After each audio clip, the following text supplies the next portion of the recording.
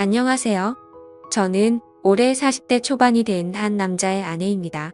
제 입으로 이런 말을 하기는 좀 낯뜨거운 말일 수도 있지만 솔직히 제가 봐도 저는 타고난 좋은 몸매와 호감형 얼굴을 가지고 있습니다.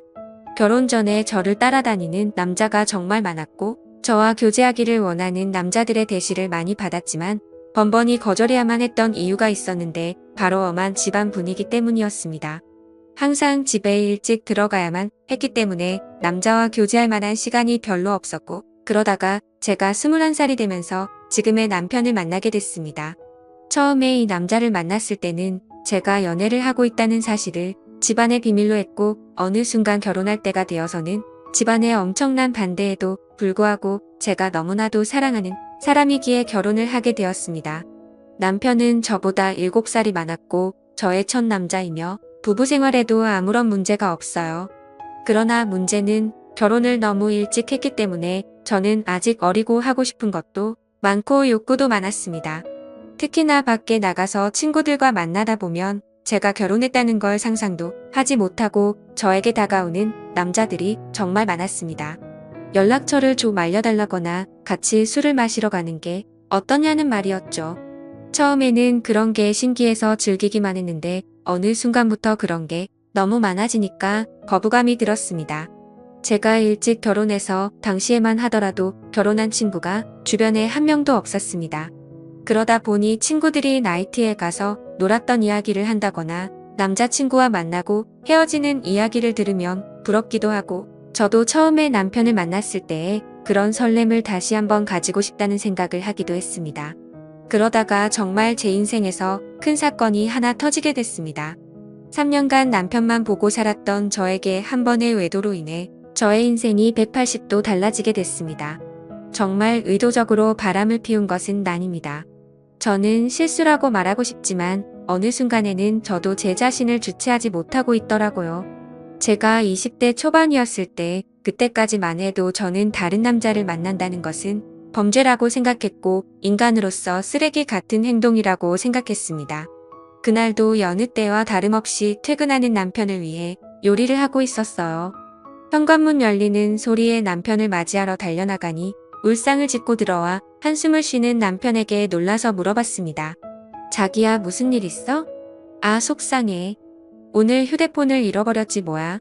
그 휴대폰은 산지 얼마 안 되었고 할부도 아직 많이 남아있는 상태였습니다. 저는 아쉽지만 그냥 잊어버리라고 얼마나 정신없게 일했으면 휴대폰을 다 잃어버리냐고 남편의 엉덩이를 토닥여주고 다시 하나 더 사면 된다고 위로했습니다. 그런데 문제는 그 다음 날에 남편 번호로 저에게 전화가 왔어요. 여보세요? 저희 가게에 휴대폰 맡기고 가신 가족분 되시나요? 네, 누구시죠?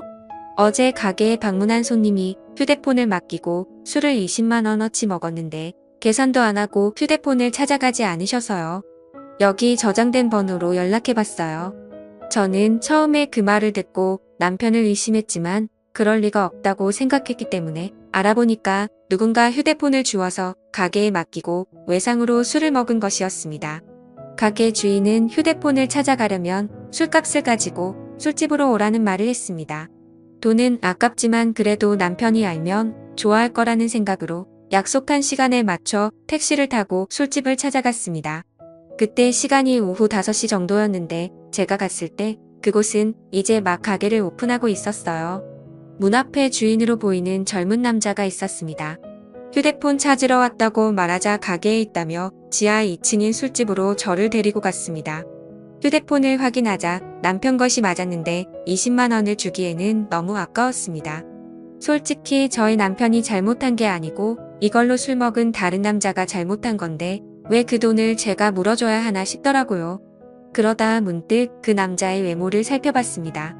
머리카락은 굉장히 길었고 통이 큰 바지를 입었으며 자기 사이즈보다 적어도 몇 개는 더 커 보이는 와이셔츠를 입어서 그런지 꼭 무슨 힙합하는 청년처럼 생겼더라고요. 걷는 걸음걸이도 껄렁껄렁하고 팔에는 문신이 보였는데 깔끔한 정장만 입는 제 남편과는 정반대의 자유로운 느낌이 많이 풍기는 사람이었습니다. 생긴 것만 보면 제가 좋아하는 얼굴상으로 제법 잘생겼지만 옷 입는 게 영 마음에 들지 않았습니다. 저도 제가 왜 그랬는지 모르지만 갑자기 그 남자에게 한 가지 제안을 하게 되었습니다. 저기 혹시 관심 있으면 술값 20만 원치만큼 오늘 그쪽이랑 같이 시간 보내줄 수 있는데 어때요? 솔직히 이건 정말 어처구니 없는 제안이었습니다. 말하는 동시에 저는 얼굴이 빨갛게 달아올랐거든요. 그 남자는 놀라는 듯 하다가 갑자기 술집 문을 걸어 잠그면서 저에게 다가왔습니다. 그 남자는 저에게 묻더군요. 그 말 진심이에요? 정말 하고 싶어요? 저는 20만 원이라는 금액이 아까운 것도 아까운 것이지만 그 남자에 대한 호기심이 더 컸던 것 같습니다. 그래서 그냥 한 번쯤 시간을 보내는 건 어떨까 하는 생각이 들었던 것이죠. 저는 다시 한번 말했습니다. 진심이죠. 대신에 오늘 일은 확실하게 비밀로 해줘야 해요. 그리고 오늘 딱 한 번만이에요. 그렇게 그 남자와 갑작스럽게 가게 안에서 시간을 보낸 후에 휴대폰을 돌려받고 집으로 돌아왔습니다. 이것이 제 첫 외도의 시작이었습니다. 이왕 외도를 할 거면 좀 로맨틱하게 했어야 됐는데 너무 난장판이었다는 생각이 들더군요. 그날 밤 이후로 술집 주인은 저에게 가끔 연락을 해왔지만 저는 연락을 받지 않았습니다. 막상 외도를 해보니까 그다지 좋지도 않았고 오히려 다른 걸 더 느껴보고 싶다는 생각이 들었기 때문입니다. 그 뒤로 저는 남편 외에 다른 남자를 만나는 것에 대해 호기심이 생겼어요. 아는 사람을 만났다가는 남편이 알게 될까봐 걱정이 되었고 집에만 있는 저로서는 다른 남자를 접할 기회가 쉽지 않았습니다. 그러다 생각지도 않았던 사람과의 일이 벌어지고 말았습니다. 여름방학이라고 대학생이었던 남편의 동생이 서울 구경을 하고 싶다며 저희 집에 놀러 오게 된 적이 있는데 워낙에 나이 차이도 얼마 안 나고 저도 대입시험을 본 지가 엊그제 같아서 이런저런 얘기하면서 친해졌습니다. 그리고 넉살이 좋은 도련님은 형수라고 하며 저를 잘 따랐습니다. 도련님 입장에서는 나이 차이가 얼마 안 나니까 제가 불편할 수도 있었는데 별로 개의치 않고 행동하는 걸 보고 좋다고 생각했습니다. 그러다 하루는 도련님이 놀러 나갔다가 비가 무척 내려서 집에 일찍 온 날이었습니다. 남편은 출근한 상태였고 우산을 미처 준비하지 못한 터라 비를 흠뻑 맞고 집에 들어온 도련님에게 갈아입을 옷을 가져다 주며 씻으라고 하고 과일을 깎았습니다. 거실에서 단둘이 과일을 먹으면서 이런저런 이야기를 나누었고 그날따라 제가 눈을 마주치면 도련님은 어색한 듯 피했는데 그 묘한 느낌이 아직도 생각이 나네요. 그 어색한 기운을 깨고 싶어서 머리에서 생각한 대로 질문을 던졌어요. 도련님 애인 있어요? 지금은 없는데 형수님 같은 예쁜 여자 있으면 당장 애인 하고 싶죠. 소개해 주실래요? 오, 그럼 나 같은 여자 있으면 결혼도 할 거예요? 당연히 당장 하죠. 한치의 고민도 없이 당연하다고 말하는 도련님을 보며 이상한 충동이 일어났습니다. 저는 그런 도련님의 손을 덥석 잡아버렸고 눈을 쳐다보며 물었습니다.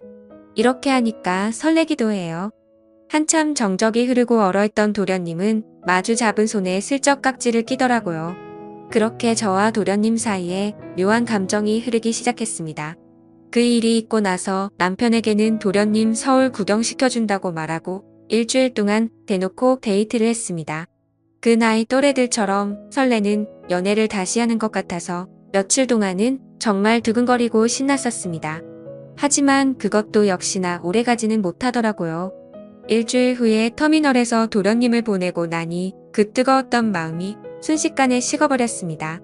몸이 멀어지니까 자연스럽게 마음도 멀어지게 된 것이고 계속해서 저를 달래주지 않으니 저도 흥미를 잃게 됐습니다. 그렇게 여름이 지나고 날씨는 조금씩 선선해지기 시작했습니다. 심심한 마음에 남편 몰래 휴대폰 어플로 채팅이라는 것도 해봤지만 이렇다 할 만남을 가지지는 못했습니다.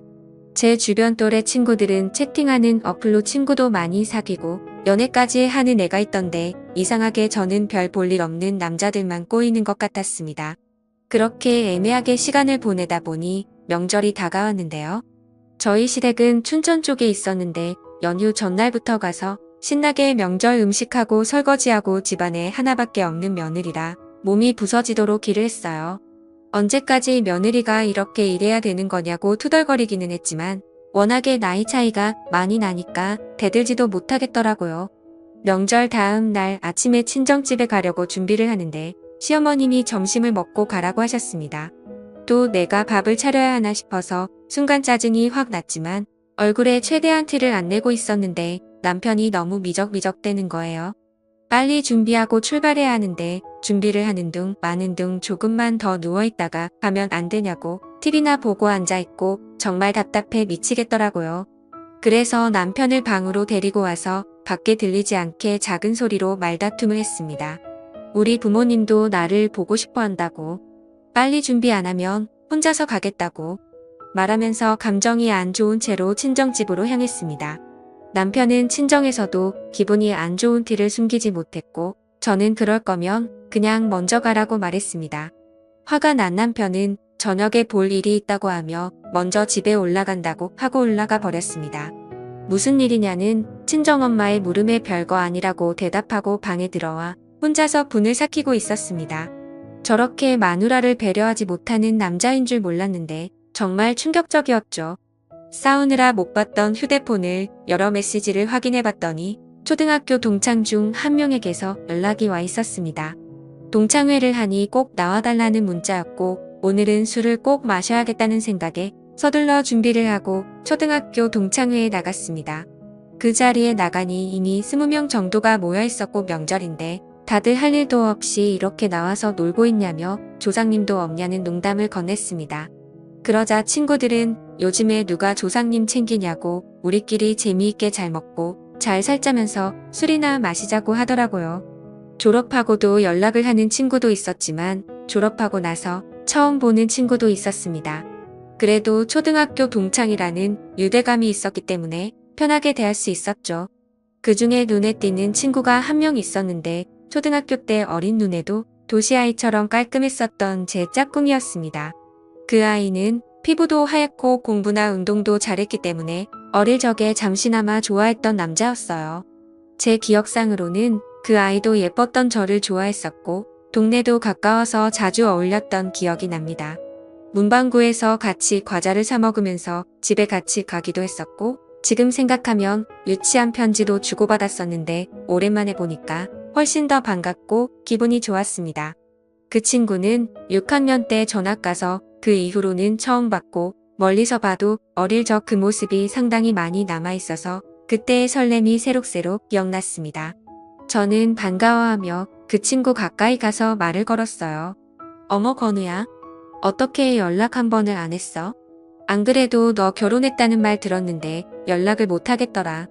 그 친구와 계속해서 대화를 하면 할수록 저는 그에게 점점 빠져버리고 말았습니다. 제가 아마 결혼을 하지 않았다면 꼭 이런 남자와 연애를 했을 것 같다는 생각이 들 정도로 마음에 드는 친구였거든요. 이 친구랑 따로 나가서 술을 마시고 싶고 오늘 밤만이라도 짧게나마 설레는 감정을 느끼고 싶었지만 저는 결혼한 여자였고 그 아이가 저를 나쁜 여자로 볼까봐 신경이 쓰였어요. 술자리가 끝나갈 때쯤 애들은 하나둘씩 빠져나가기 시작했습니다. 저 역시 집에 가야 할 때가 왔어요. 제가 인사를 하고 나오자 그 남자도 따라 나왔고 택시를 잡으러 같이 걷기 시작했습니다. 슬며시 제 손을 잡아오는 그 남자를 쳐다보니 저를 보며 웃고 있더라고요. 오늘은 완전히 끝나버린 줄 알았던 설레는 감정이 다시 살아나기 시작했고 그렇게 손을 잡은 채로 저희는 한동안 말없이 걸었습니다. 우린 서로 끌어안다시피 해서 길을 걸었어요. 택시를 타면 금방 헤어질 것 같아 너무 아쉬워서 걸어서 집까지 갔습니다. 오랫동안 걷다가 도착한 저희 집 현관 앞에서 저를 물끄러미 쳐다보더니 제 볼에 뽀뽀를 하고는 부끄러운 듯 급하게 인사하며 뛰어갔습니다. 남편하고도 안 좋은 상황에서 그를 만난 건 정말 사막의 오아시스를 찾은 기분이었어요. 그 뒤로 저희는 종종 따로 만났고 제가 서울로 올라가서도 계속 연인으로 지냈습니다. 그러다 2년쯤 지났을 때 그 아이도 장가를 가게 되었고 그렇게 저희 둘의 만남은 끝이 나는 줄 알았습니다. 저도 중간중간에 다른 남자도 몇 번 만나봤고요. 하지만 정말 사랑이라 느낀 건 그 남자가 유일했던 것 같습니다. 우리는 결국 재회를 했고 40이 넘는 지금까지도 몰래 만나고 있습니다.